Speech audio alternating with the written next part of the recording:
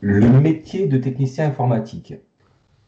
Les grandes activités d'un technicien informatique dans une entreprise, c'est brancher, installer le matériel et les périphériques et les dispositifs, installer et mettre à jour les logiciels et programmes informatiques, informer les utilisateurs quant aux nouveaux programmes et dispositifs installés, surveiller le bon fonctionnement des systèmes informatiques, intervenir en cas de dysfonctionnement matériel et logiciel, fournir une assistance technique rapide par téléphone, à distance ou sur place, diagnostiquer les interventions nécessaires pour optimiser l'infrastructure informatique, planifier un calendrier des interventions d'entretien, gérer les systèmes de sauvegarde de données de l'entreprise et assurer la sécurité des données informatiques de l'entreprise ou des entreprises.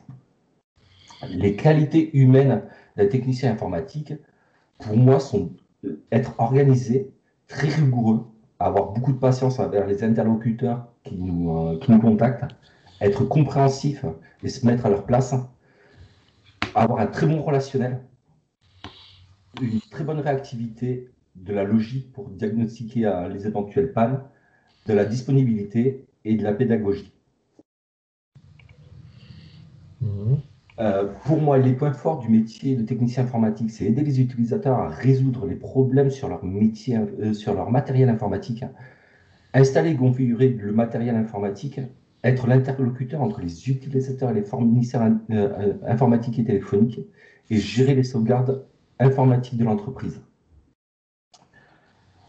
Ma place par rapport à ces éléments, je pense avoir majoritairement les qualités pour le poste de technicien informatique. J'ai plusieurs expériences dans le domaine de la maintenance informatique au particulier.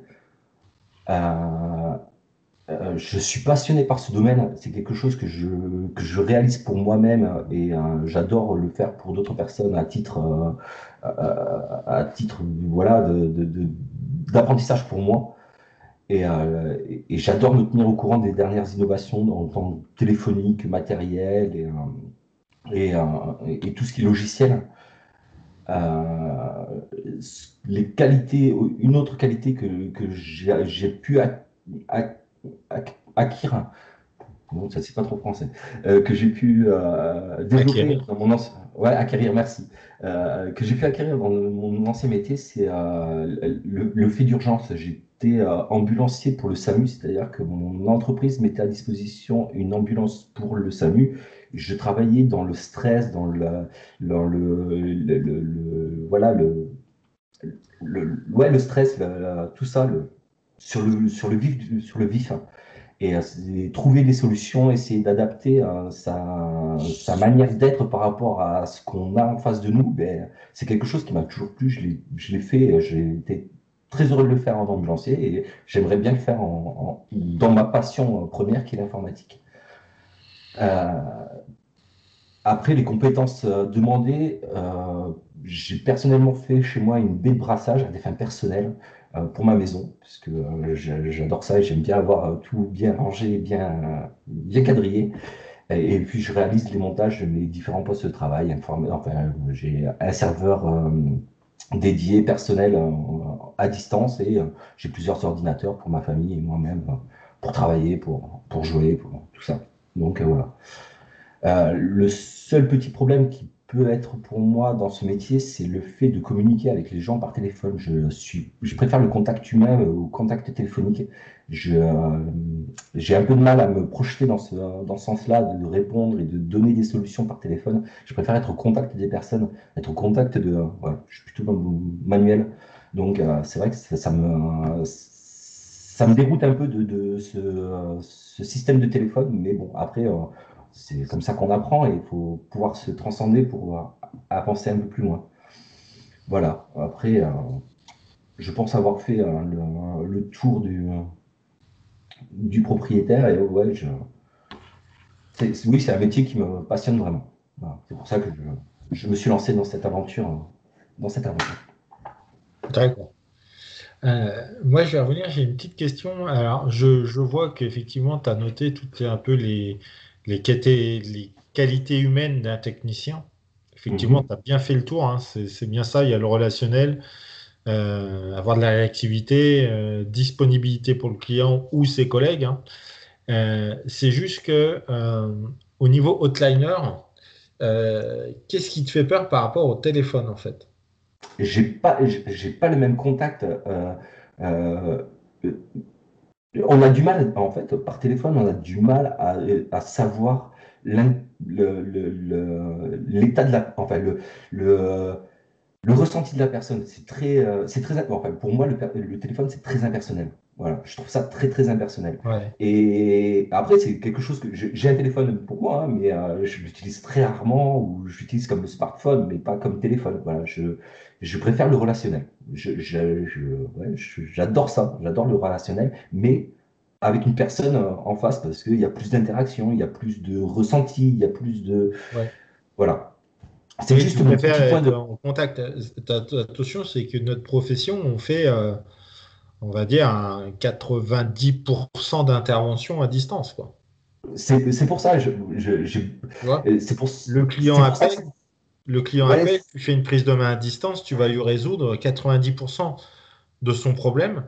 Mais ça ne veut pas dire parce que tu le fais à distance que tu n'as pas le même relationnel. Au contraire, les gens sentent, quoi, on arrive à ressentir au téléphone des gens qui ont le sourire et d'autres qui ne l'ont pas, quoi. oui, oui, Tu ouais, mais vois? moi, en fait, c'est plus par rapport à moi, j'ai plus de mal à m'exprimer par téléphone, enfin, par contact En non face à direct. face Ouais, que par téléphone, ouais, ouais. voilà, c'est ça. D'accord. D'accord. Le face-à-face, c'est beaucoup plus instinctif. Oui. Ça a été, ouais, j'ai été vendeur, j'ai été ambulancier, donc forcément, on a toujours des interactions plutôt directes. C'est rare par téléphone. Et voilà. Oui. C'est plus moi qui l'appréhension d'avoir du mal à m'exprimer par téléphone ou par manque de visio que. Mais Oui, tout à fait. c'est juste Oui, un mais ressenti. après, Après, peut-être que je m'exprime bien, que après, ça je. va venir tranquillement, hein. Faut pas. Voilà. Non, non, mais après, voilà, je sais que c'est enfin, faut connaître ses qualités, il faut aussi connaître ses défauts. Pour moi, je sais que c'est un énorme défaut de pas avoir cette confiance en moi au téléphone. Voilà, je suis pas très fan de ça. Mais après, voilà, quand il faut le faire, je le fais, il n'y a pas de problème. Mais je sais que c'est un petit défaut chez moi. Euh, Aussi, autre chose, quand tu diagnostiques une panne, comment tu l'acheminerais si tu n'as pas les compétences, on va dire, pour pouvoir résoudre le problème?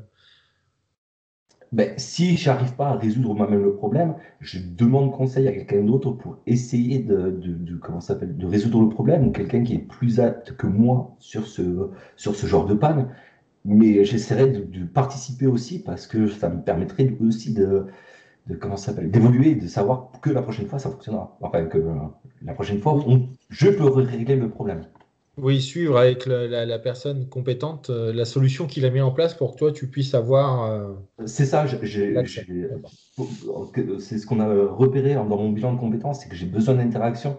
Euh, j'ai une très bonne logique, mais j'ai besoin d'interaction pour pouvoir faire évoluer ma logique. J'ai des Oui, points de connaissance, mais si j'ai pas quelqu'un ouais, m'apporter un petit élan de ah oui, c'est vrai, effectivement, c'est comme ça que ça fonctionne. Voilà, j'ai du mal. Voilà. J'ai besoin qu'il y ait une interaction avec quelqu'un d'autre qui ait les compétences pour me dire ah mais oui, effectivement, ça fonctionne comme ça et pas autrement. Pourquoi j'ai réagi comme ça et pourquoi j'ai pas fait comme ça aurait dû être fait. oui, tout à fait. D'accord. Bon, très bien, c'est parfait. Merci.